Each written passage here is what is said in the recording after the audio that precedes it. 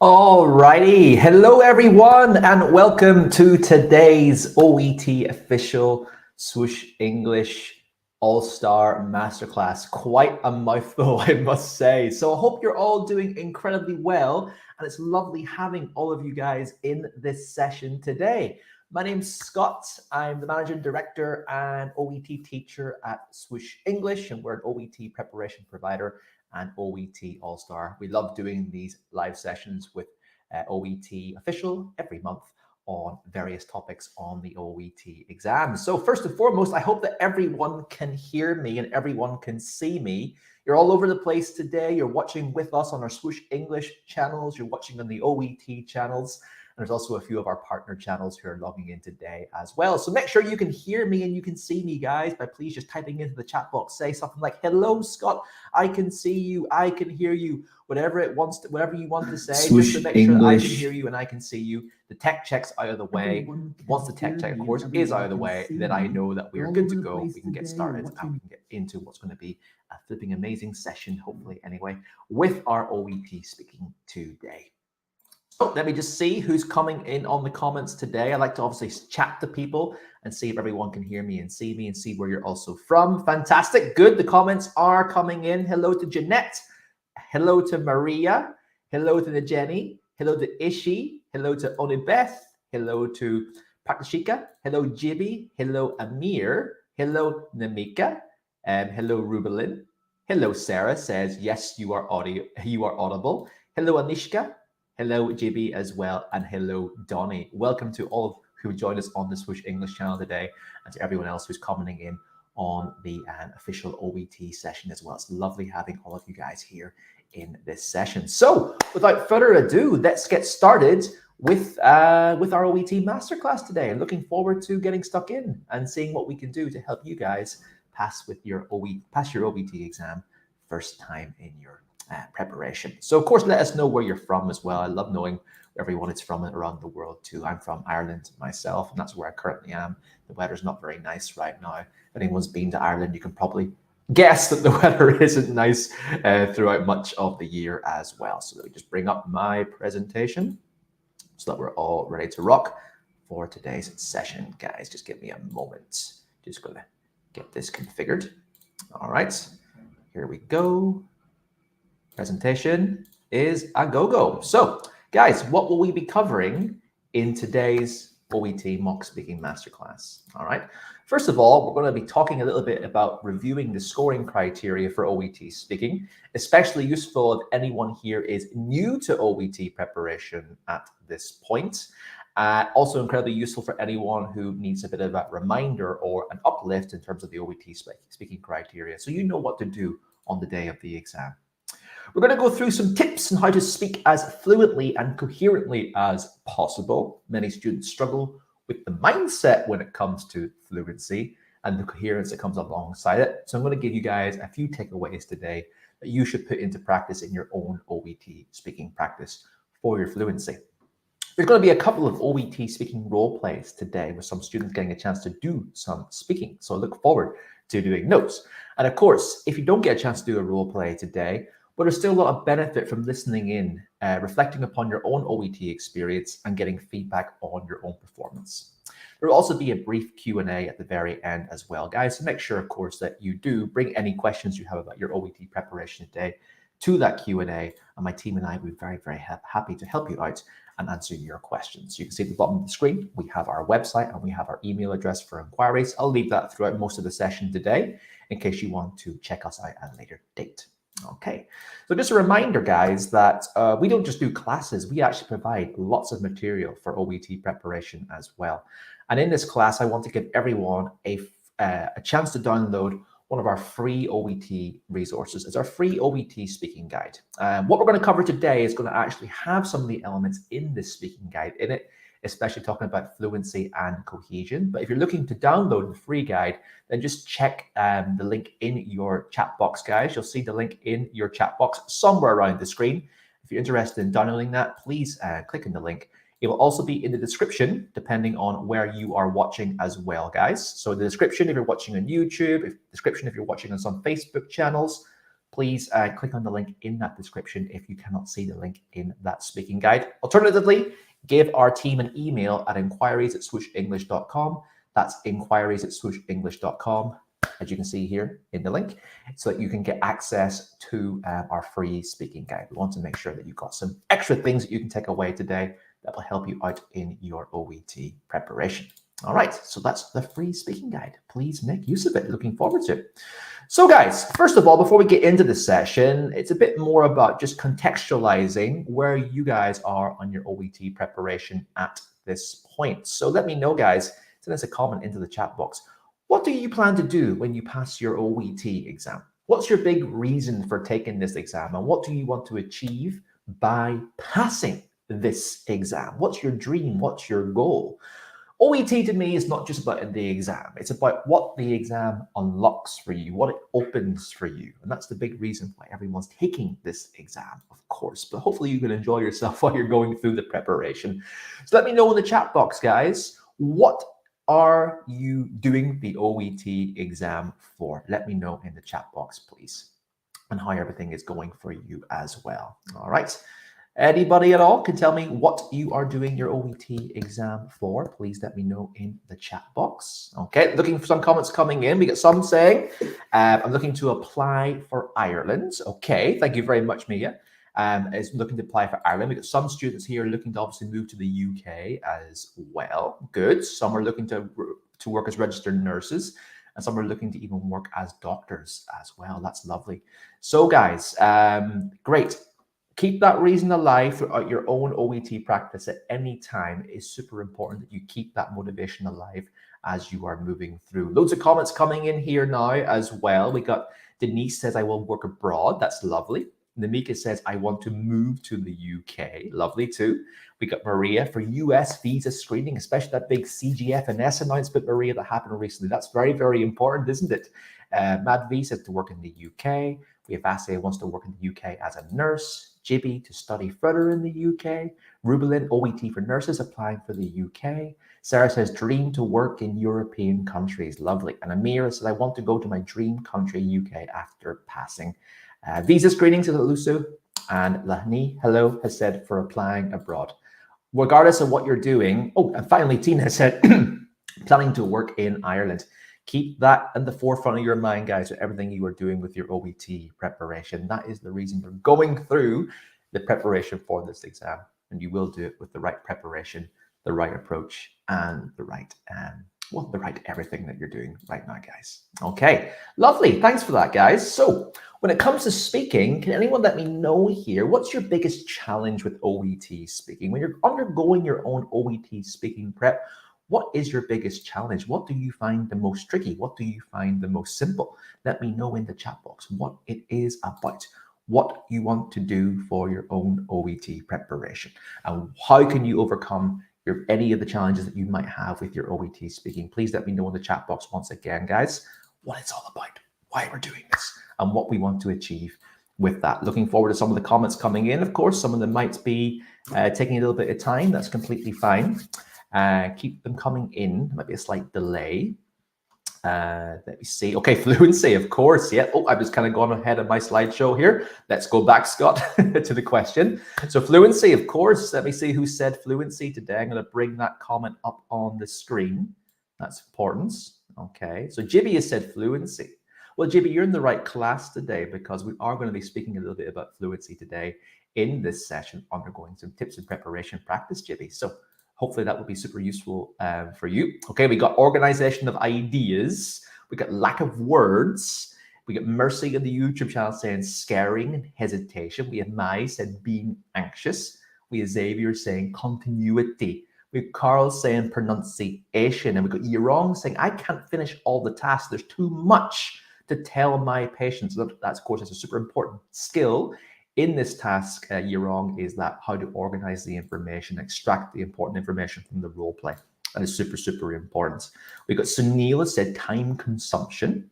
We have Vasia said to reassure the patient and to not make pauses. And we got Soji saying pronunciation as well. Okay, the main point about this, guys, is that no matter how big or small your issue is with your OET exam, it all can be overcome with the right way of going about it. And of course, we'll try and cover some of that today in our OET Speaking Masterclass. Good. Now, guys, there are two sets of scoring criteria. Who can tell me what are they?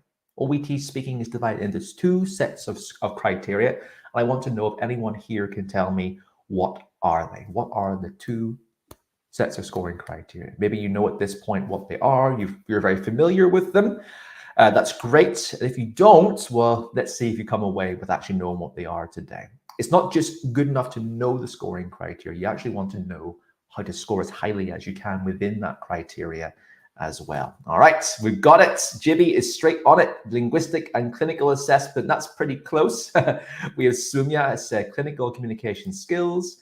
And we have Jenna Lynn has said linguistic. All right, Amir has taken it all together and said linguistic and clinical criteria. So pretty close, guys. There are two sets, linguistic and the clinical communication criteria. And you really want to know this criteria like the back of your hand before you even think about taking your OET speaking test. So let's break them down incredibly quickly, and I'll go full screen for this, guys. Linguistic criteria is divided into four areas: intelligibility, which is your pronunciation, your intonation, and your accent. Fluency is the speed and smoothness of your speech. We'll go into a bit more about that in particular today in our tips section. We then have appropriateness of language, which is your tone and professionalism. Do you sound suitably like you're a nurse or a doctor, for example? And then you finally have resources of grammar and expression, which assesses both your accuracy and level of your vocabulary choices on your listener's understanding. Then we have the clinical communication criteria, completely unique to the OET exam. And the five for that are relationship building, which is the opening of the conversation and the demonstration of empathy, rapport, and respect on the patient. How well can you relate to them and build that relationship throughout? We then have understanding and incorporating, which is involving the patient in the conversation for listening and understanding and taking their viewpoints on board, as well as getting them involved in the conversation as much as possible. Providing structure, how you organize information, use signposting, sequencing, and other devices, introduce new topics for discussion, as well as how well you manage your time and complete the role play within the approximate 5 minutes. Then we have finally information gathering and information giving. Information gathering is asking questions to gather information and respond to that. Then information giving is simultaneously giving that information back to the patient in an easily understood way and checking for understanding and their comfort throughout. Okay, so needless to say, 1 hour session is not going to cover all of the criteria at all. That involves a lot more time and a lot more study and preparation.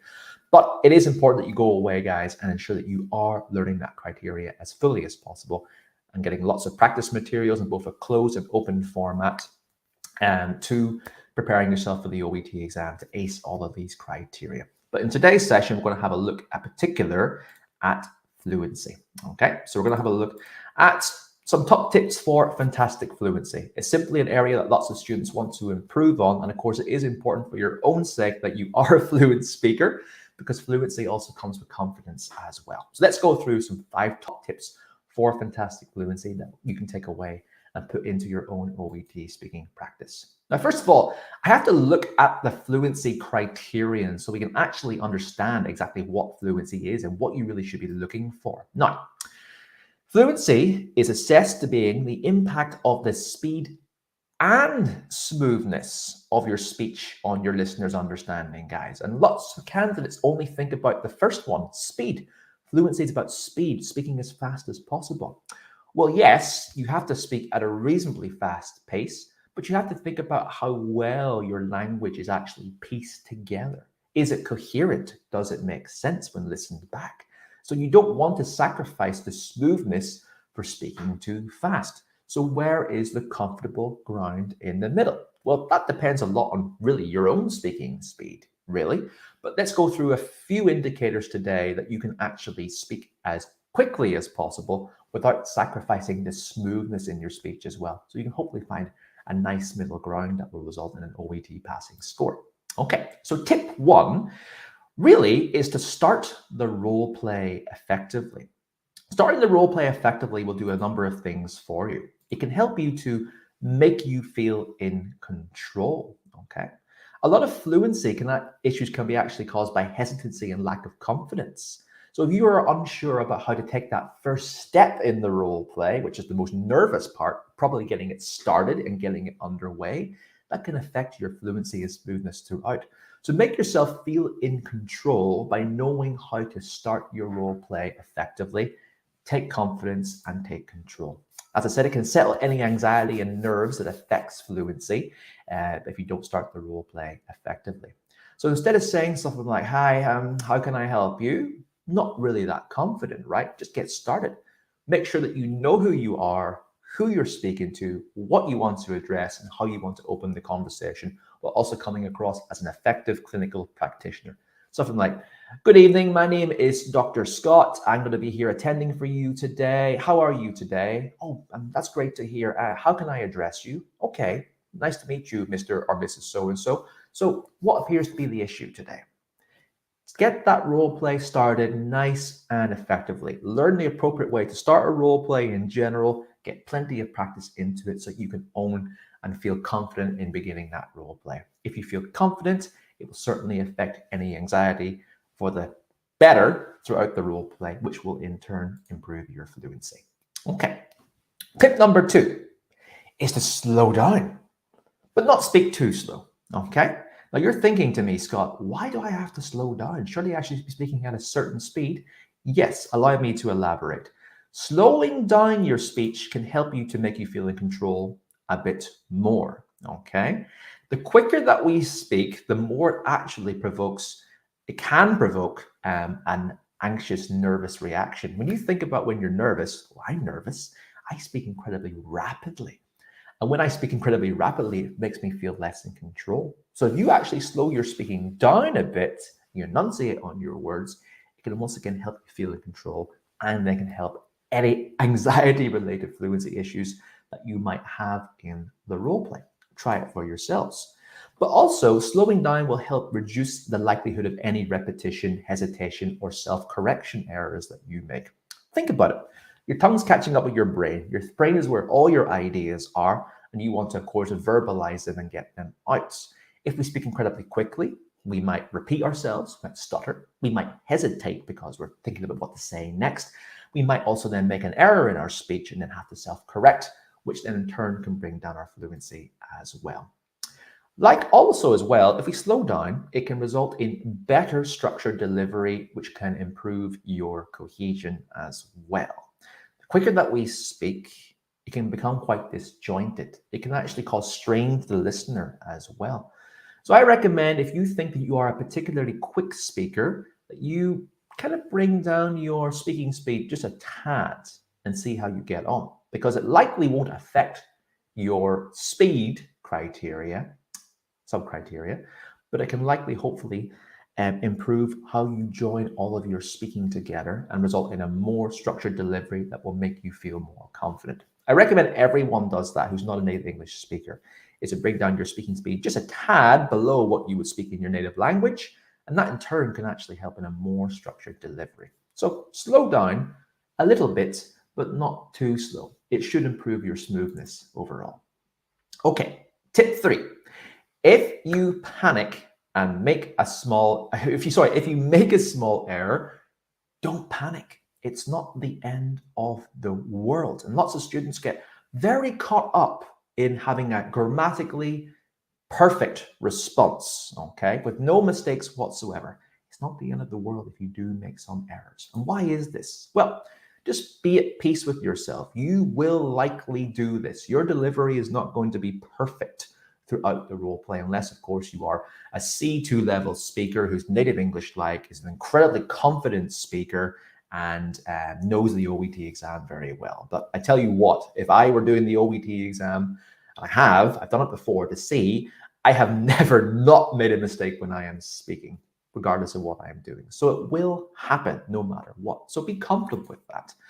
And if you do make an error, self-correct quickly, but move on. Don't think about it. Don't let it overcome you. Don't let it make you feel like you have to reformulate everything that you have said and start again. Be comfortable with making an error. If you can correct it quickly, but keep moving throughout the role play to keep your cohesion and your smoothness rolling as well.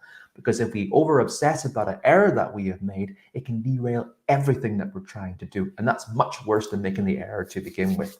What is much more important, as it says here in the slideshow, is to continue with your delivery of information. Keep speaking. You've got everything else to do in the role play as well. Listen to the patient. Go through your information. Try and get a complete response within the 5 minutes. So keep going. Don't worry too much about it. Okay.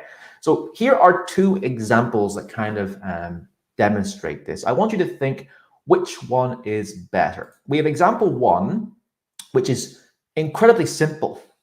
There's no real self-correction errors here, but think about how it sounds when I deliver it. It's down the corridor and on your left. Okay, so there's no grammatical errors in that delivery. If you take the keywords, it's down the corridor and on your left. It's fine, but look at the hesitation and the pausing here. That's not very effective for delivery of your role play. And everyone here I know can do a much better response than that overall. So think about that response. Then we have number 2.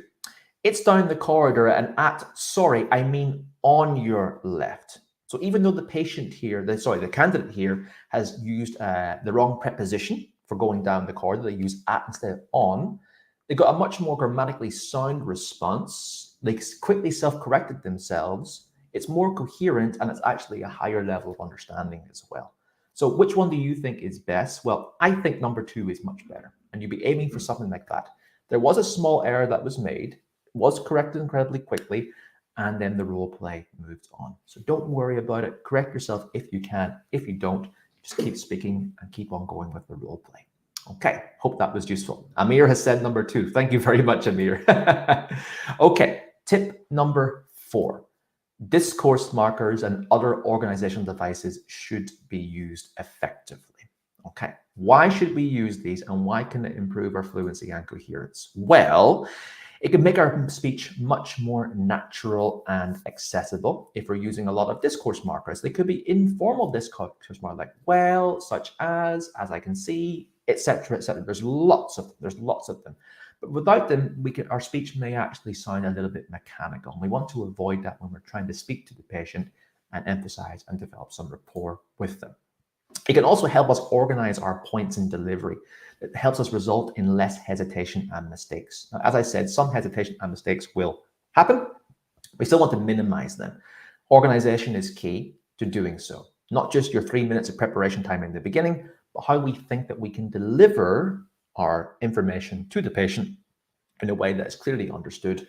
And that's where discourse markers and other devices come in effectively. Okay. And it, of course, can then result in better patient understanding as a whole. Now, there's a whole load of lessons dedicated to the correct and incorrect discourse markers and other organization and cohesive devices that are used in the OET exam. I'm not going to go into them today in this session as it will take us off a tangent. But of course, we at Swoosh English can help with you correctly organizing your OET role plays using such devices overall. So I recommend, of course, that you do ensure that you are learning them effectively for appropriate effect in the OET exam. Okay. Now, let's have a look at 2 examples that actually go into a bit of advice about that. So example number 1 is, yes, I recommend that you have surgery. It will take a long time to recover. Okay, not bad. Right, let's have a look at number 2. Well, yes, surgery is my recommended option. However, do bear in mind that there will likely be an extended recovery time. What's the difference in these 2 responses, guys? Feel free to send some comments, and I like reading them. Number 1 is quite mechanical. It's quite functional, of course. There's nothing wrong with it whatsoever, but it's linking some of these discourse markers to make it sound more natural and piece the piece together, shall I say. We got well, yes. However, do bear in mind, very likely, words like this help to extend the conversation, make it sound a little bit more, make you sound a little bit more confident, help you relate to the patient, and helps pad out that information so it's much easier understood. As Rubelin has said, number 2 is way better.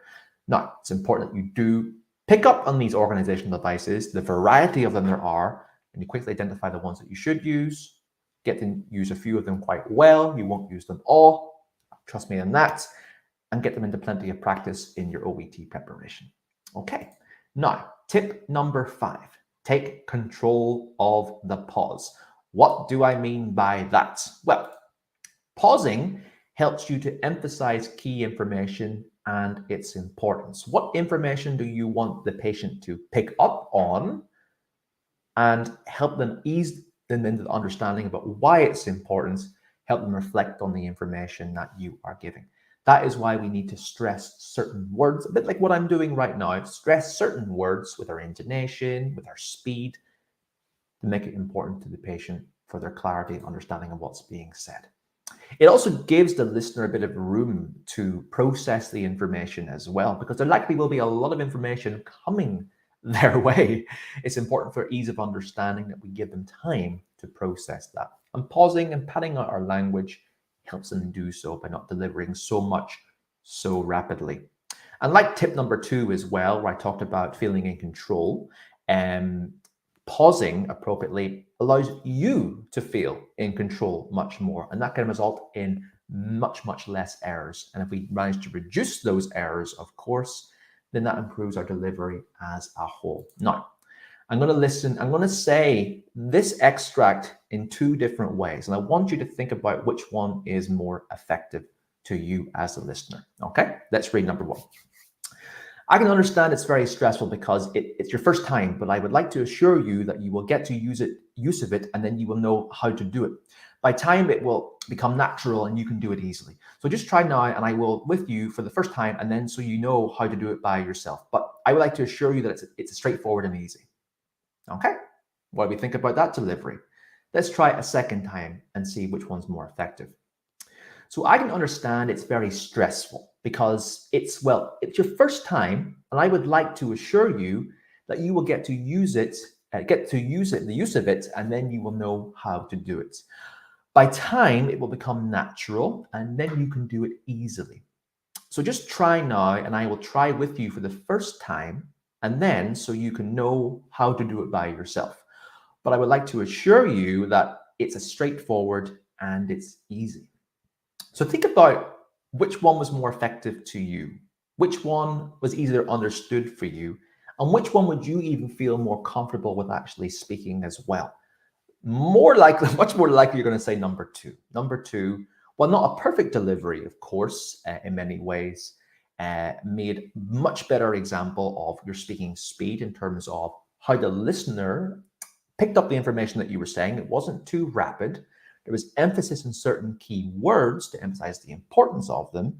And think about your own perspective as well. Which one would you feel more comfortable saying? Number 1, at an incredibly rapid speed, or number 2, at a much more controlled speed for yourself, will likely result in a more confident you, making less errors and making better use of your fluency and coherence. I'm glad everyone is agreeing with me on this. You're all saying number 2. So think about your pausing and your stress and how that affects you in your OET roleplay, guys. Keep in mind of that. So here's a bonus tip I have for everyone today, and that is overcoming test day nerves, because nerves can do a lot of bad for our fluency. Nerves can be used well for our fluency as well, don't get me wrong, but unless we're not aware about how to overcome those test day nerves, there will be some, they can actually do a lot of harm for our OET speaking practice as a whole. So how do we overcome test day nerves? Well, make sure you prepare effectively. Make sure that you are as confident as you can going into your OET exam, and that confidence will result in a more relaxed, easygoing you, which will in turn result in a better test day performance. So please keep that in mind. Do plenty of mock speaking practice in advance. A lot of you might feel a bit nervous about your fluency because you haven't really done enough appropriate practice. you're unsure about your delivery, you're not exposed to the language that you need to use for your OET exam in advance. Make sure you don't go into the OET exam not feeling confident that you're ready to pass your OET speaking component. So do plenty of mock speaking practice, ideally with expert OET teachers who can give you feedback on your speaking performance that can in turn help you with all aspects of your exam. Only take the test when you are ready. If you do not know you are ready for the OET exam, then you simply should not be taking it. It's a big gamble in your time and your expenses to go into the exam without being prepared. So only do so when you are ready. It will just be a much better option for you overall. Trust me. Now, do not cram before the exam. That rhymes. I didn't mean it to rhyme, but it's lovely. Do not cram before the exam. If you are still preparing and thinking you're not ready a day or two before the exam and you're stressing to study in advance, it's not a good sign for the exam. When I was at school, I used to study that way. At one point, I used to leave all my preparation to the last minute, do my preparation for my exam a day or two before. It was stressful. It was overbearing. I didn't sleep well. It wasn't effective. I didn't do too well in the exams because of that study preparation. So don't do it. Study well in advance. Prepare over time and only take the exam when you are ready. You need to have a bit of time before the exam to switch off and relax. So get a good night's sleep and switch off before the exam. Do something that you enjoy doing. Try and relax as much as you can. You shouldn't be preparing intensively, ideally at all, a day or two before the exam. You want to maybe do a brief review in terms of what you've done, but all of the studying should have been done in advance. You need to relax before the exam. Go into it in a nice, relaxed, positive, and confident state. And cramming before the exam will simply not be a way to do that. Okay, Teacher Scott giving the advice before the exam, guys, but it's very serious. Please do so. Okay, guys, hope that you enjoyed our top tips section that we've done so far in this part of the OET Speaking Masterclass. And let me know your comments in terms of how you picked up on some of those tips, if they related to you in any way, and if you find any way of actually appreciating them in your own OET speaking preparation as well. But lovely comments are coming in here, guys. Thank you so much for your preparation advice. So guys, we're now going to get into our OET mock speaking section of this class. I'm looking forward to that. So here are the linguistic and the clinical communication criteria that I'm going to have for this class today. I'm going to be assessing those who get a bit of a chance on doing some OET speaking practice today by going through some verbal feedback on some linguistic criteria questions and clinical communication criteria questions as well. I'll, of course, be thinking about your own fluency today. So please take on board the fluency tips for this session today if you get a chance to speak, and do it for yourself in the long run. So here are the assessment questions. And here is the very first task that we're going to go through today. So here is your role play card if you are a doctor. That's the first student who's going to go through into this OET mock speaking session today are going to be some doctors, okay? So make sure you've got a pen and paper, something to write on. It could be a notepad, it could be a tablet, whatever you have in front of you. And your 3 minutes of preparation time are now going to begin for your OET mock role play practice. I encourage everyone to go through some preparation right now for this task, regardless if you have a chance to do so or not, because one half of this exam is, of course, the preparation time that you're putting into. So take this example, this chance to do some. There will be a link that will appear in your comment box on Facebook, on YouTube. If you want a chance to come into the class today and do some mock speaking practice with me, click on that link, come in. Ideally, if you've got a camera, that would be lovely. It's nice to actually engage with someone face to face. Good audio with minimal background noise, of course. If there is too much background noise, it might interfere with the role play and I might have to give the chance to someone else. Of course, a stable internet connection as much as possible as well. So keep those things in mind if you want to come in today and do some mock speaking practice with me. So guys, I'm going to go full screen. I'm going to start the timer now. 3 minutes of preparation begins. Look out for the link if you want to come in and join me for some mock speaking practice today. We'll go through the entire role play and I look forward to having you guys in the session. So 3 minutes of preparation time starts. Good luck, start preparing, and I'll see you in the class in a moment if you want to join.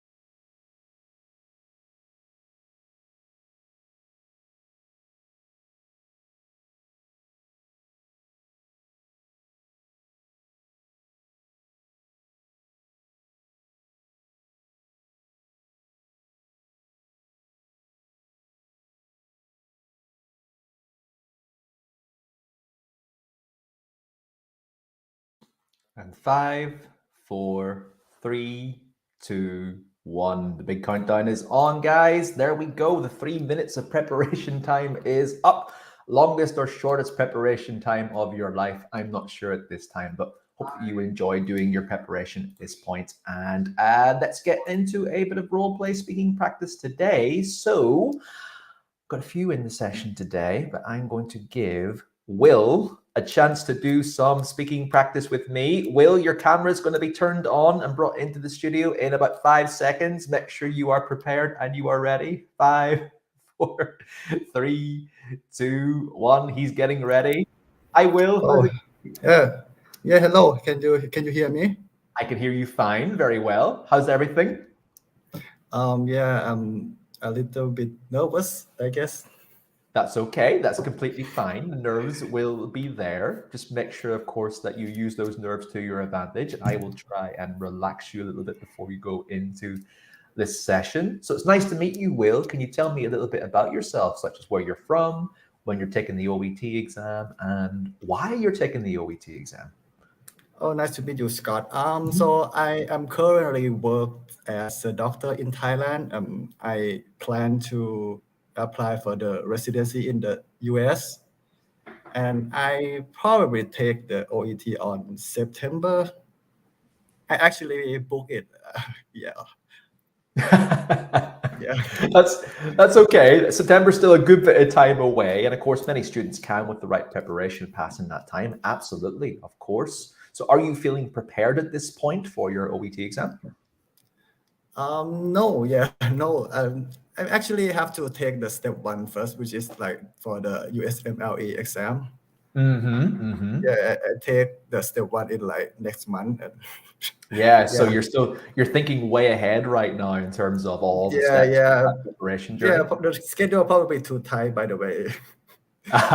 Okay. Yeah, All right, Will. Well, lovely to have you in the session today. And I hope, of course, your OET preparation, whatever you do, goes incredibly well and you pass the all components of your visa processing for the USA. But for today, we're doing some OET speaking practice with you. So I want you to do what you can to get into a nice, relaxed state of mind today as much as possible. Okay. Enjoy the process. Don't think too much about it and go as well as you can throughout the session today. Think about the fluency tips that I gave you today. One thing I will simply say today is slow down just a little bit. Keep it slow, enunciate your words to help you feel a bit confident. And that's something that most students can put into practice straight away in the session today. Okay. All right. Will, here is the role play back on the screen. You can simply begin speaking whenever you are ready. I will begin my timer and we'll go through an approximate 5-minute role play today. Sound good? yeah. Good afternoon. My name is Dr. Will. I work as a general practitioner in this hospital. What can I refer to you? Hi, doctor. My name's Scott. Thanks for seeing me.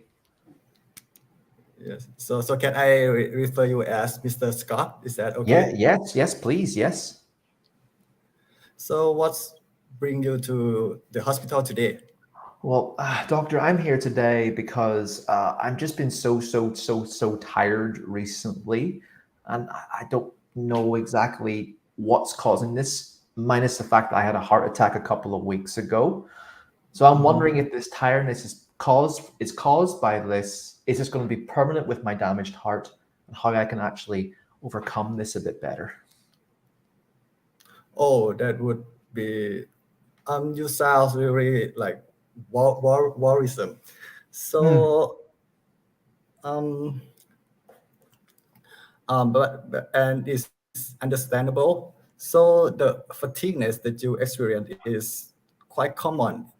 So you can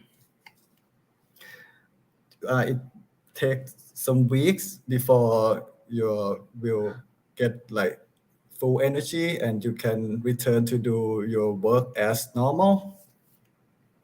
Okay. And yeah, so Mr. Scott, do you like heard of the cardiac rehabilitation program before? I know a bit about it. Can you maybe briefly explain why that'd be beneficial to me? Yeah, so the cardiac rehabilitation program will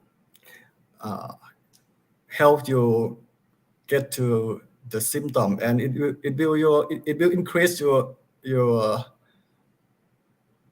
exercise tolerance under the supervision, so you can do your exercise with safety, I guess. Mm-hmm. So it also has multiple benefits, so such as it can lower your cholesterol, which can cause other heart attack. It can help you Yeah. lose your weight, and it will strengthen your heart, which means that you live more healthy and you can do more things. Yeah. Oh, yeah. I must admit, Do doctor, you? I'm really concerned about exercising. I don't know what my limits are now. I don't know how much I should exercise, what I should do, because I'm scared that pushing myself too hard might provoke a relapse and I might have another heart attack. Is this the case? Would you advise this? Oh, is I oh I is understandable to concern, because you just got your heart attack, which is sounds really serious, like a couple weeks ago. So what we do in the rehab program, we do it with the under supervision. So the staff can take care of it and give you like a good amount of exercise. So in your case, they would probably advise moderate exercise. So do you like exercise before? I must admit, Regularly? I must admit, doctor, I'm quite sedentary. I've always been maybe gone for a walk every so often, but I'm an office worker. I sit at a desk all day. I could probably move some more, to be honest with you. Okay, so if you like to walk, you can walk like 30 minutes. I think the activity is like the moderate exercise. So you can walk like 30 minutes is okay, or you can run if like you feel like energetic or something. But and if you have like the watch that can track your heart rate, it would be beneficial to evaluate the moderate heart rate for your Okay, so some walking after 2 weeks sounds good. That sounds amazing. Do you think there's a chance I'll have any future attacks? What can I do to prevent that? That's what I'm most concerned about. Yeah, so the chance is there, but you can lower the risk. I would recommend some diet that you lower your cholesterol and your carbohydrate, I guess, and also the relaxations, because after the attack, it will be stressful. You're worrying about your health, you're worrying about your work, maybe you can talk to your family or your therapist if you like will be concerned. Just stress management in general, and I think exercise can help with the stress as well. It will be two bird in one shot, something like that. Okay, right. Well, that's good to know. It's in my control and I can help with this. I'm looking to return back to work soon, and I hope not to be an invalid the rest of my life. I hope to be able to move and recover from this. So I thank you very much for your time today. I would love to join the cardiac rehabilitation program to talk about my exercise tolerance and start getting back to healthier ways as soon as possible. Yeah, so are you planning to go back to your work soon? Yes, I do. Hopefully soon. Yeah, so I would recommend like 4 to 6 weeks after Okay. the attack to return to work. So do you have like other concerns about your condition or something else? I think you've pretty much covered today, doctor. Thanks for your advice about work, about exercise, and about stress management. Super, super helpful. I feel more reassured about my future. So thank you. Yeah, you're welcome. You're very welcome. Thanks for coming. And that's the end of the role play. Thank you very much, Will. You can relax now. How do you feel? I don't know. I think it's too fast or something. So the time limit is like 5 minutes, right? I don't track the time that much. We're going to a bit of feedback now, Will. I love it when I ask, how did it go? I love when I ask, how did it go? Students start saying, oh, this didn't work, that didn't work, that didn't go well. There's some positives as well there, but I know what we're like as human beings. We like to dwell on an anxious scenario with the things that didn't go so well. But well done, first and foremost, for doing this role play in this class online and for lots of people, just so you know, and everyone's going to certainly encourage you. So I would like everyone, of course, to send Will in a comment, give him some positive re-encouragement for how he did today. And I'm sure he'd love to see some of the comments that have come through today as well. So send out a comment and congratulate him for the bravery that he showed today, coming in and doing this session with me. So well done, Will. Let's go through a bit of feedback on your role play. I'm not going to sweat the small stuff, as I say. I'm going to mostly actually look at some of the big questions. Okay. So you were quite an easy to understand speaker in terms of the clarity in your speaking. I think that your enunciation is quite good. Your speaking speed was also quite good too. There were some pronunciation errors here and there. I didn't really take a note of them because I was thinking about the bigger things instead. And your intonation actually was quite good too. I think you're quite expressive when you speak. So you rise and fall to emphasize certain words. Now, at the start of the role play, you clearly were nervous because you were much more hesitant at the beginning. But that did begin to improve throughout the role play. You were much more fluent, you seemed more confident, you were making fewer hesitations and false starts. So my recommendation simply there for improvement is to speak more, practice more, get good guidance, and you'll see that confidence improve over time. Because I saw it happen inside the role play. I thought you were an appropriate speaker for a doctor as well. I thought that you used a good number of more relaxed idiomatic phrases or other colloquialisms mixed in with being a doctor too. I didn't have the details here for you, but I thought it was quite good. And of course, there were some grammatical errors and some vocabulary structures, small ones, nothing too serious. For example, you said, it's better for your healthy. Healthy is an adjective. So healthy, healthy person, healthy heart. So health would be the noun at the end. Okay, it's a common error. Healthy is the adjective and health is the noun. Okay. Now, just moving on to the clinical communication criteria, what would have really helped this role play today is getting off to a really good start. Okay, I think the nerves and the hesitation kind of set the tone for the role play a little bit. Don't sweat the small things, like when the patient says the name, don't ask again, oh, can I call you Mr. Johnson then or Mr. Scott? Just get off the role play to a nice quick start and get into it. Hello, my name is Dr. Will. I'm going to be advising you today. How can I address you? Scott, nice to meet you. How are you today and how can I help you? That's something like this. Of course, it depends if you're meeting the patient again or not. Just get that role play started nice and confidently, and it will set the tone for the rest of the role play as well. Okay. Now, did you offer empathy and support?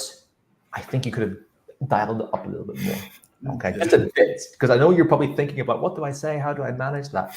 I'm a patient that had a heart attack, and I was very concerned about my heart health. Probably a good way for you to just reassure the patient everything is going to be fine. The heart attack was there. We want to minimize it happening again, but if you do this, you will make a pretty good recovery.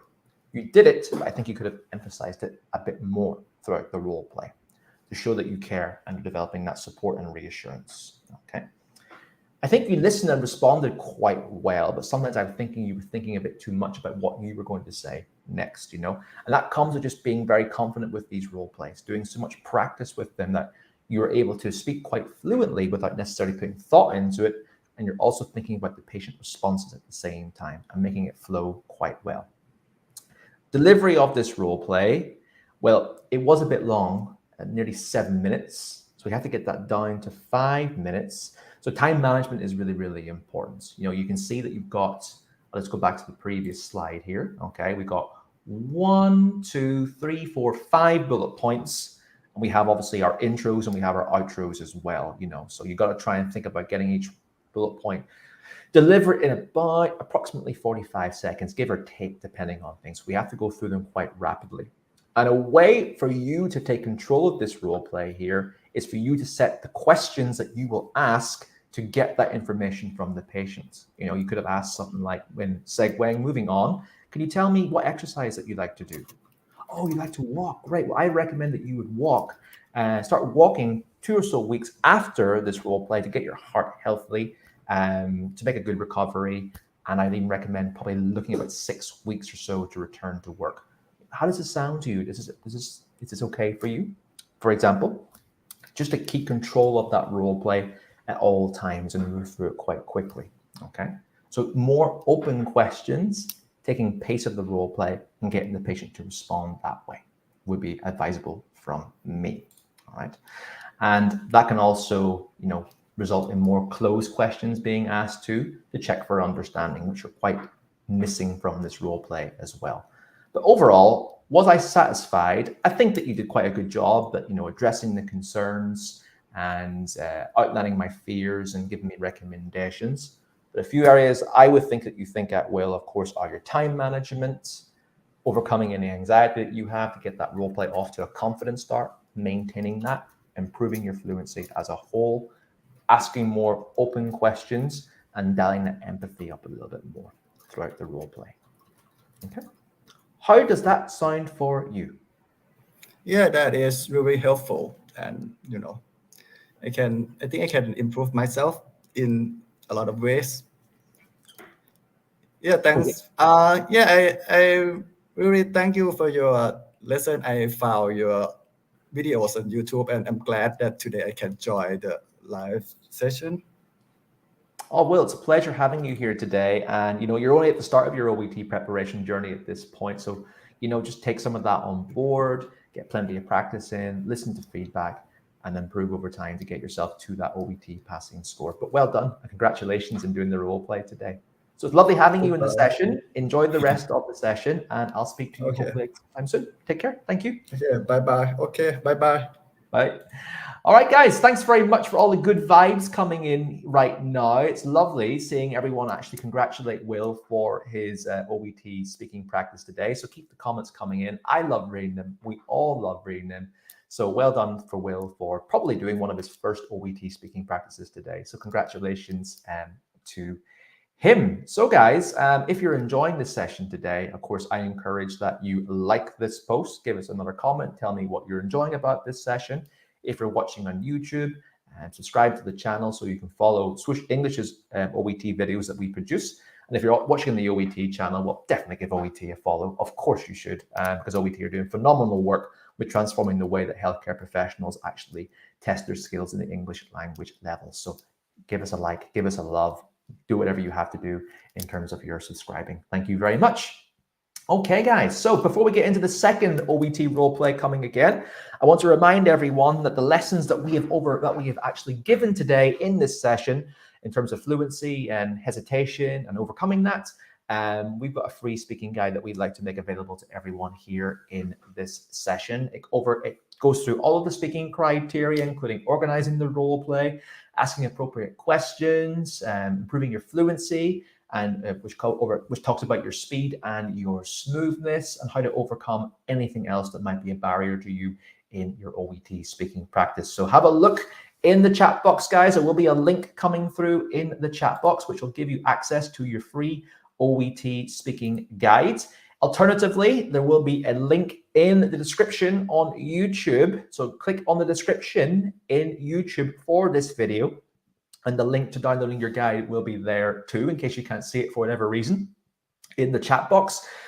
Third, alternatively, is give us an email at inquiries@swooshenglish.com. That's inquiries@swooshenglish.com, and my team and I would be happy to send our free speaking guide to your inbox as well. So first of all, check the comments to see if you can get access to that guide. If you can't see the guide for whatever reason in the comments, click on the description to see if you can find it there. Alternatively, finally, give us an email at inquiries@swooshenglish.com. That's inquiries@swooshenglish.com to get access to that guide. I know some YouTube users have a bit of trouble with seeing the link in the comments. So if you are watching on YouTube, click the description or send us an email to inquiries@swooshenglish.com. That's inquiries@swooshenglish.com to get access to your free guide. So you have 3 ways to get access to it. Make sure, of course, that you take advantage of all of them. Lovely. All right, guys, enjoy the free guide from us. Let's move on now to roleplay number 2 for our nursing practitioners today, guys. For our nursing practitioners, once again, we have the roleplay card on the screen. I'm going to start the timer for approximately 3 minutes. So in those 3 minutes, you're going to get a piece of paper and a pen ready to start collating your notes and how you're going to conduct this OET speaking role play. Use whatever you can to do your notes. The preparation time begins now. You will see a link that will appear in the comment box on Facebook and YouTube, wherever you are watching. Click on that link, which will say nurses come and join, to come and join in on the studio today if you want a chance to do some speaking practice with me. Like with the doctor roleplay card and Will earlier on, if you have a camera, that's lovely. I like speaking to someone, not to a voice on the internet somewhere. Ideally, a quiet environment too, where there's less disruptions, of course, as much as you can, and a good internet connection as well. Because if there's any internet problems, I probably will have to give the speaking chance to someone else. Thank you for your understanding in advance for that. So good luck, everyone, with our nursing roleplay card today. Happy preparation, and if anyone wants to join, keep an eye out for the link. Come into the studio, and we'll do some speaking practice. So let's go full screen. 3 minutes begin. Good luck with your preparation, and hopefully see some of you in the studio.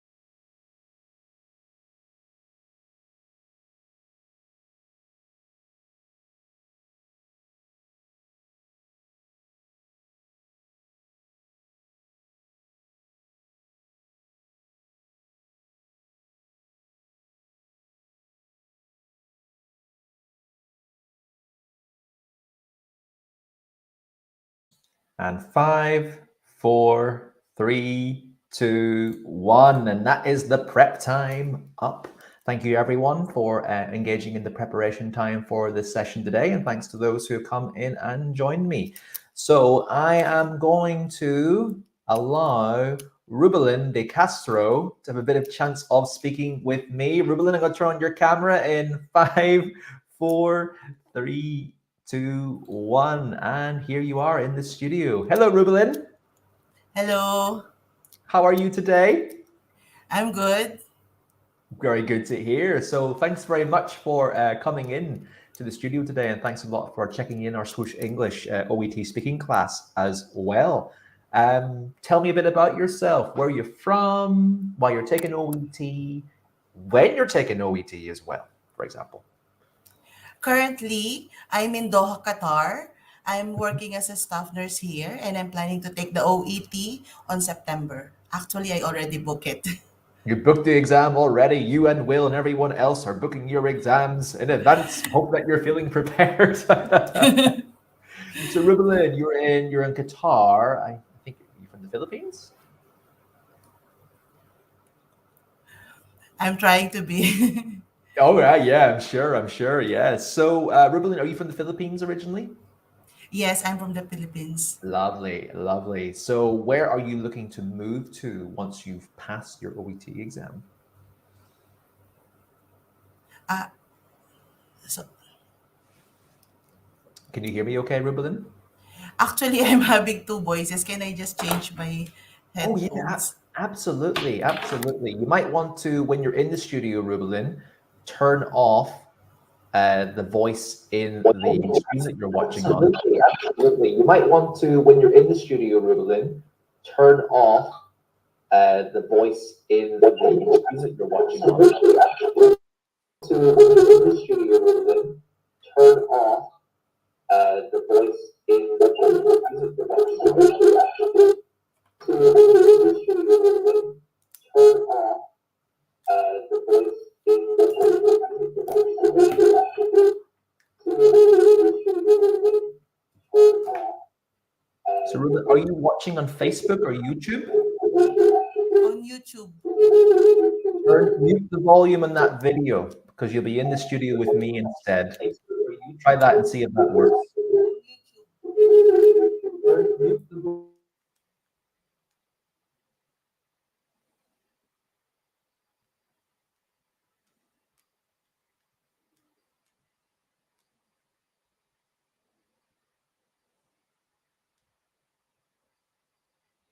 Let me know if that works, Rubilin.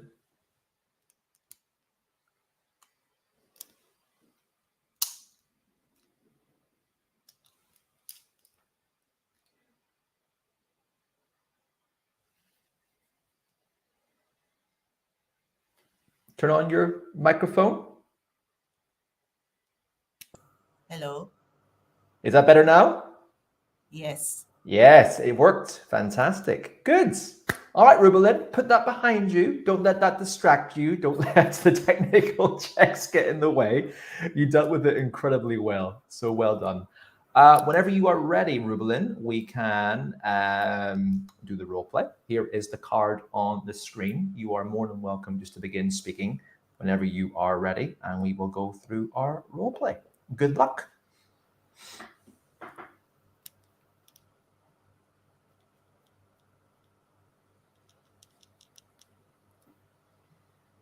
Hi, good afternoon. I'm Rubeline, and I'm one of the staff nurse in um, in this hospital. I just want to ask, sorry, how do you want me to address you, sir? Hi, nurse. My name's Scott. You can call me Scott. Thank you. Uh, how are you, Scott? Not so bad, nurse. Not so bad. Thank you very much for asking. I'm here today because, well, you're here today to see me because, as you know, I'm a recent diabetic. I've always been controlling my diabetes, I believe, effectively with medication and diet. But I believe now I have to start taking insulin injections, and I'm quite concerned about that because I have no idea how to do it. I don't even know if I need it. So maybe you can help me out understanding this today. Okay, I understand how you feel. It will be very difficult and it will be very scary if it's your first time to take the insulin. But I am Mm. going to guide you along the way.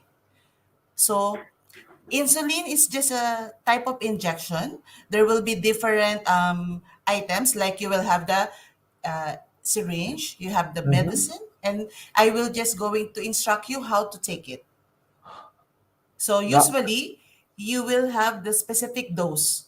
So I will teach you how to calibrate the dose. So with that medicine, once it's calibrated, you have to select the site. So you have different sites. You can use anything in your body which has fats, like subcutaneous fats. You have to hold the syringe upright and then remove the cup and then just position the needle like 45 degrees, and then you can inject the needle, release the medicine, and then just clean it. Do you have any Okay. question? Okay, maybe you can show me how to do it the first time. That would be useful. Because Okay. I'm actually quite scared of needles, and I've got a bit of a needle phobia, to be honest with you. So maybe you could show me how to do it the first time, and maybe it might not seem so bad. Yeah, don't be scared. It will totally be safe, and it will be very easy. Okay, okay. So I That's have good. Mhm. so I have with me all the things. Yeah. First, you should use the cotton to clean the area. Cotton with alcohol. Okay. And then with the syringe, with the designated calibration, just try to remove the cup, Yeah. position it 45 degrees, release the medicine, and then afterwards, remove it and then clean the area. Try not to press or rub the area so it will avoid um, uh, any discoloration, and it will help you. Okay, okay. You've made it sound really easy. That sounds great. Thank you very much. And Where would you recommend I inject? What would be the best site for me to inject? That's maybe the easiest and the least painful. usually, you can use all the areas like here, below the arms, and in Okay, front on your legs, okay, just in the middle, close to the left side of the legs, inner okay, side of the legs. okay. But Um, avoid using the same side at the same time. You okay, can so use different side all the time. that sounds And good. also, usually you will use it in the house. You have to dispose the needle properly. Okay, okay, You that can does. use you Hmm. can use water bottle. You have to remove the needle, keep the needle inside the water bottle, and Okay. once you're done, you can just bring it in the nearest clinic or hospital so they can dispose it properly. Do you have any other questions? Sure. Well, I guess my question is, nurse, I'm still a little bit anxious about this. Is just do I need to take these injections? I mean, is it not okay for me to continue my diabetic medication and control it with diet? Are these necessary? Yes, for sure. You have to take the medicine because your blood sugar is not controlled, and the doctor already tried the oral medicine, and as per the doctor's suggestion, you have to take insulin. Don't worry, it is safe and it was already being used by lots of people. So don't Hmm. worry. Okay, okay. Right. I'll get my head around taking this for the first time. Once again, you can maybe show me the process once again as we're going through. But you've reassured me that, well, you've told me I have to do this. I'll get around it. I'll make it happen. Maybe the first time will be the worst time. And after that, once I'm familiar with it, it might feel better for me. If any question, don't hesitate to call us anytime. Certainly, nurse. Well, thank you very much for your explanations today. I much appreciate your time. All right. And Rubelin, that is the end of the role play. Congratulations, you can relax. How did it go for you? I feel very nervous. Of course you do. Don't worry. Everyone feels nervous doing their role plays. Well done for, of course, coming on board today and doing this role play in front of me, in front of all of our viewers on Facebook and YouTube. Tremendous bravery. Hopefully that will be the most anxious or nervous you are for any role play speaking practice, which means the real OET exam, you'll be you'll be super confident and easy to do really well. So well done, everyone. Let us know in the chat box how you thought Rubelin got on. Of course, give her some words of encouragement and congratulations for doing this speaking practice in this OET live class today. So Rubelin, I'm not going to ask you how you got on because you'll probably tell me, oh, that wasn't good and that wasn't good and I could have improved that. I'll instead give you some feedback here today for you to reflect on. Ask me any questions. It's going to be a mixture of things you did well and some constructive criticism for things that you could have done a bit better, because after all, that's why we are all here today, right? So let's just get on to my presentation. Now, you've got a great speaking voice in terms of your speed, your enunciation, and your clarity. There was no point, I had no idea what you were saying. So well done for that. I think your pronunciation is very good. A couple of minor errors here and there. I think that you were quite good at expressing yourself by your intonation as well. So good, well done for that. You were actually quite a fluent and smooth speaker. I thought that your speaking speed was appropriate to combine your speed and your smoothness. There's no issue there, what I can see in terms of being an OET passing score for that. And I thought that you spoke appropriately like a doctor, like a nurse, sorry, in your language and your tone. You were sort of professional, but also trying to relate to me quite well too. I didn't really take note of any serious grammar and vocabulary issues that you said. There probably were a few small things, which is a good thing because, you know, no one's response is going to be completely grammatically correct. That's not going to happen, but well done. Linguistically, you're doing very, very well. So well done for doing phenomenal with that. Now, let's move on to clinical communication criteria. You speak in a way that offered empathy and support. I think you did. You obviously told me to don't be worried about the needle injection. Don't be concerned. It's going to be fine. I could have maybe felt that a bit more. Maybe could have emphasized that. Say, don't worry, Scott. This is completely normal in the process that you're going through. The first time will be the worst time that you're taking your injections, but I want to reassure you that you will feel comfortable with this very, very quickly, and I'm here to show you how. I was clearly a very, very anxious person, so a good way of just maybe bringing it up a little bit more would have been quite effective, okay? Did you listen to me and respond effectively and appropriately? Yes, I thought you addressed my concerns quite well when I talked about my anxiety. I talked about what I'm concerned about with the medication, with the needle. You definitely did respond to me incredibly appropriately that way.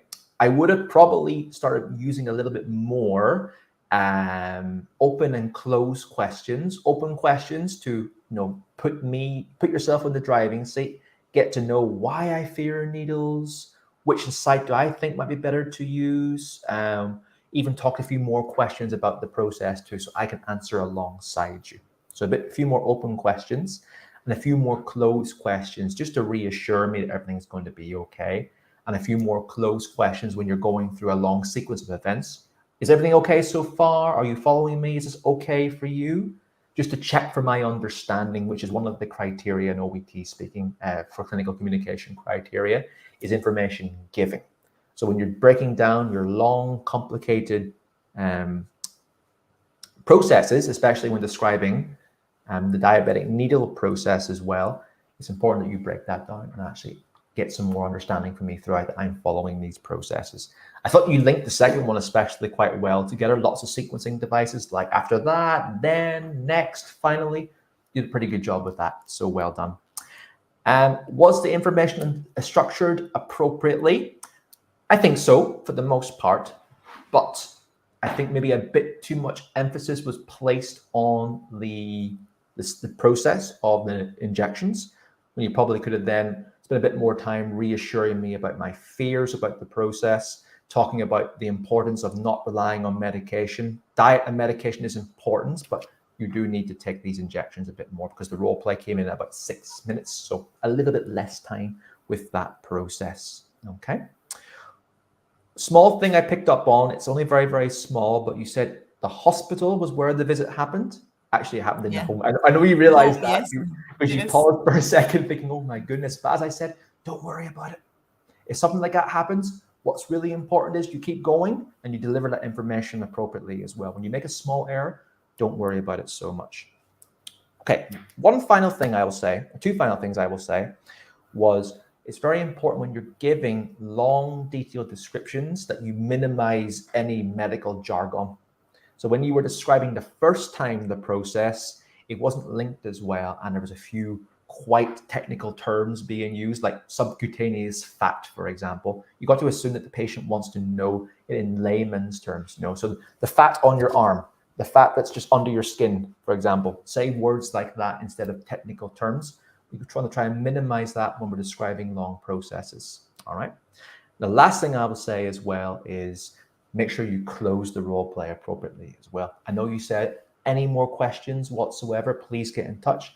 And then I answered you and said, thank you very much, Scott. Goodbye, and you'll be great. So something like that to close the role play at the very end too.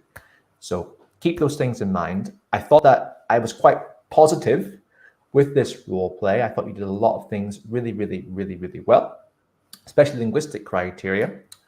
My key takeaways today would be when you're describing processes, minimize the medical vocabulary, say it in the layman terms as much as possible. Take control of the role play by asking more open questions to get the patient involved and more closed questions to reassure the patient and to check for understanding and to verify some details. It's also important as well that you close the role play appropriately as well and make sure that you try and do it within a 5-minute period. Okay?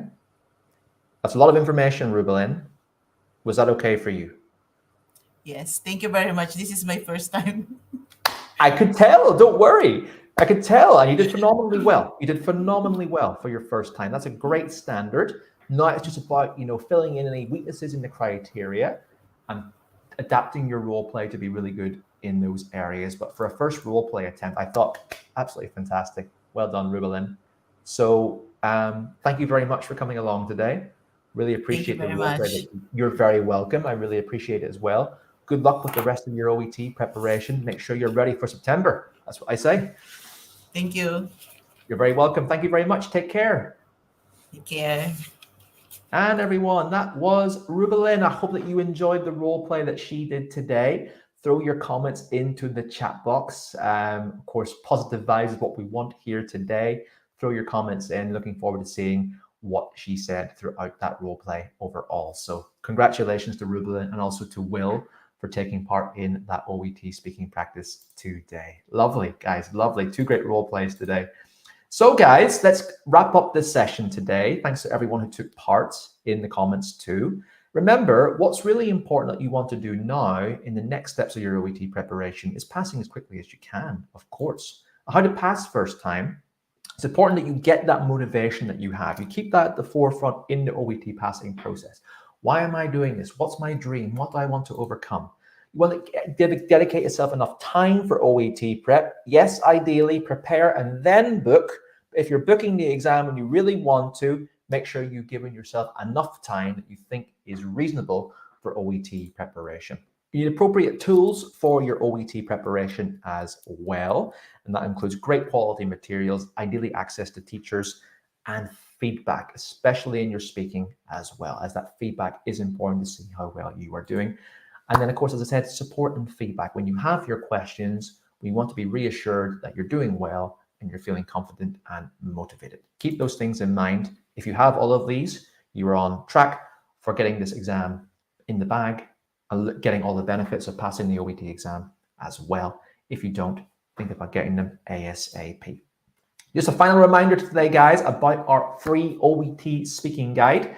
If you're looking access to that guide, which has lots more tips and tricks, strategies and methods that we talked about today in this OET class, including how to overcome any fluency issues, talking about speed and smoothness, talking about asking open questions, talking about establishing empathy and rapport, managing your time, etc., etc.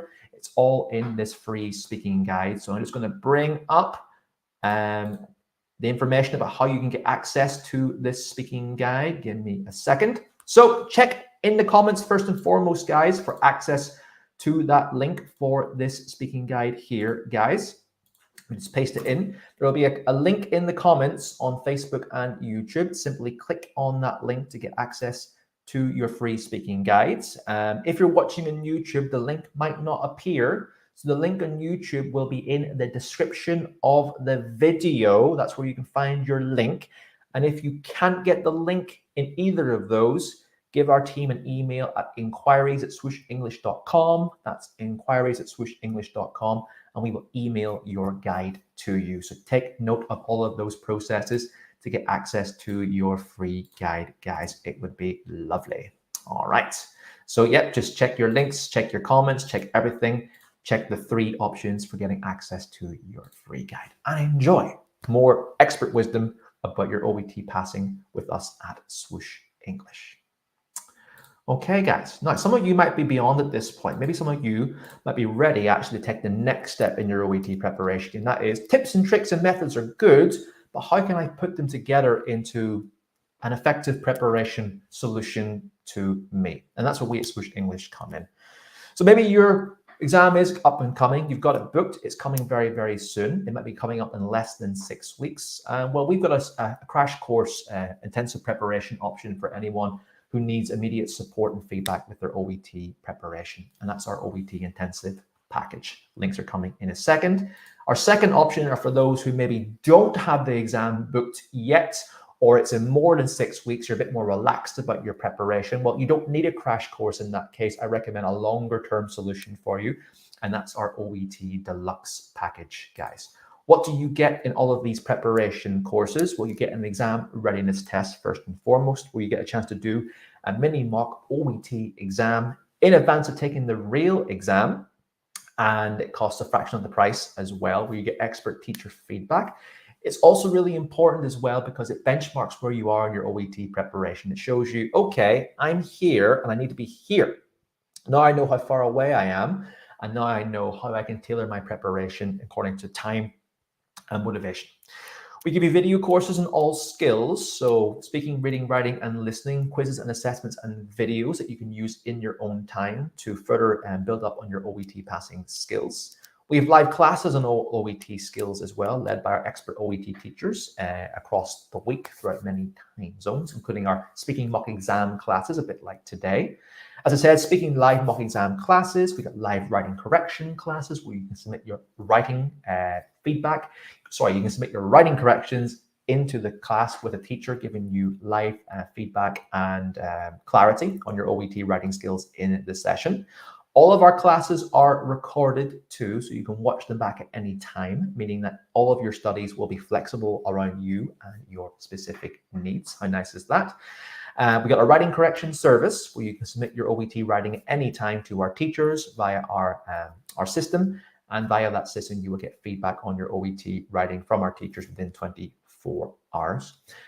Last but not least, you can actually retest yourself throughout your OET course on that initial exam readiness test by doing some more mock exams at various points to see if you're putting all of the skills in our videos, our classes, our correction service into feedback throughout. Plus more, including more practice materials on all skills, reading, listening, and writing, plus other bonuses inside the session as well. So guys, if you're interested in any of those courses, of course, give us an email at inquiries@swooshenglish.com. That's inquiries@swooshenglish.com, and we'd be more than happy to help you out with any queries and questions you have regarding our preparation options. Or I'm going to send a link in to these now on Facebook and YouTube in case you were really interested in some of those options. We'd be more than happy to help you out to pass your OET exam with our more comprehensive OET passing solutions as well. So just simply click in the link, see if anything's interesting to you, or give us an email at inquiries@swooshenglish.com, and we'd be more than happy to help you out with your preparation options, guys. Thank you very, very much. Okay, guys, let's wrap up this session today by talking first and foremost that the next OET speaking class will be on the 5th of August, our next Swoosh English All-Star session. We're going to be doing a little bit on effective patient response management in that session today, on that session in August as well, where we'll go through the importance of how to deal with different kinds of patients, the shy patient, the upset patient, the angry patient, and strategies for you to tailor your response to them, overcome their objections and their fears that they might have in the session as well, and how that can help you with dealing with the different kinds of patients that you'll have to do in the OET speaking exam. So effective patient response management in the OET exam. That is 5th of August at 9 a.m. UK time. Follow us on Swoosh English to get access to updates for those sessions, or the OET page to do so as well. And we would love to have you in that next OET All-Star mock class, which is only actually in 3 weeks' time, not too far away. So guys, I've got a little bit of time if anyone has any questions right now about today's class, about Swoosh English, about their fluency, any queries that they might have. I'd be here to answer any of them for about 5 or so minutes. So looking forward to seeing your comments come through in the chat box. I'll be happy to try and announce some of those. And remember, if none of your questions are answered today, then we have an email address at the bottom of the screen, inquiries@swooshenglish.com, where you can email us to get access to your free speaking guide for one, information on our courses, or anything that is unanswered today. We are here to help and answer your questions about your OET preparation class today. Okay, so let me just bring up the first comment that we have here. Jenna Lynn, hello, Jenna Lynn has said, can we add ideas not in the task? Well, Jenna Lynn, you can, of course, add on a few details in a bullet point that's not in the task. For example, you can elaborate on, for example, exercise types that you might recommend, etc., or other things that might be appropriate. But I recommend that you do not go off adding extra things in the task itself that are outside of the bullet points, because it just makes it more complicated for yourself. And you are obviously being assessed on your task response as well, how well that you actually answer and satisfy the patient's queries. So I'd be just a bit cautious about doing that, Jenna Lynn. Try and keep it as simple as you can in your OET preparation as well. Keep it simple. So elaborate a bit, but don't go off and adding ideas. I'd recommend that for you, Jenna Lynn. I hope that answers your question. Hello, Oni Beth has said, what's the schedule for the next sessions? Well, if you want to see when the next All-Star sessions are, Oni Beth, then follow the OET page for one. If you're interested in the Swoosh English All-Star sessions, I recommend that you come over to our Facebook page, give us a like, give us a follow, come to our YouTube page, subscribe to our channel, and you can keep up to date with all of the events that we'll be talking about and all the free sessions that we do here at Swoosh English, Oni Beth. I recommend that. Okay, guys, before I address a few more questions here, if you're, of course, enjoyed the session today, just a reminder to give us a like, give us a follow, come and subscribe to us if you're watching on YouTube. Keep up to date with everything that we're doing here at Swoosh English to help you guys pass your English language exams cheaper, more effectively, and more confidently as well. So we'd love to have you on board with us in the long term with everything that you are doing. Okay, question. Paolo, hi Paolo, has said, is it okay to be commanding in the conversation, just as long as we provide some time for the patient to voice their concerns? Commanding's got a bit of a negative connotation to it, Paolo. You need to be in control of the conversation at all times. So you dictate the pace of what's being done and what's being said, but you don't want to be commanding in that you're not really giving the patient time. I know you said there, voice your concerns. Give the patient, the information that you need from them, or the ability to speak up and speak about them. So, Paolo, be in control. You control how the role play goes and how it progresses. But of course, you want to give the patient the opportunity to speak up when they want to or when they need to, aka when you're asking a question that needs answered, or when they have another concern that needs voiced as well. Then you will keep in control throughout the role play. And Paolo has just said, yes, control would be more appropriate. Yes, that's correct. Be in control, Paolo. That is important, but the patient needs to have a safe environment and an encouraged environment to voice their concerns and stay speaking throughout the role play throughout. So please keep that in mind. That's very, very important. All right, guys, keep the questions coming in if you're asking them. Some might be coming through on the OET channel, so I'll just verbally announce those if that is the case. Okay, thank you very much, guys, for all of your lovely comments that are coming through here as well. Just want to actually say a very nice thing that was said. Hello, Amir. Amir said, the way of your teaching method is tremendous. Amir, you and I are going to be friends. Thank you very much. And I'm glad that you appreciated this session. And thank you very much for your kind words. That's good. Okay. Let me see a couple more questions that we have here. We have Janice. Hello, Janice says, do we really need to speak and sound like a native English speaker to hit the A score?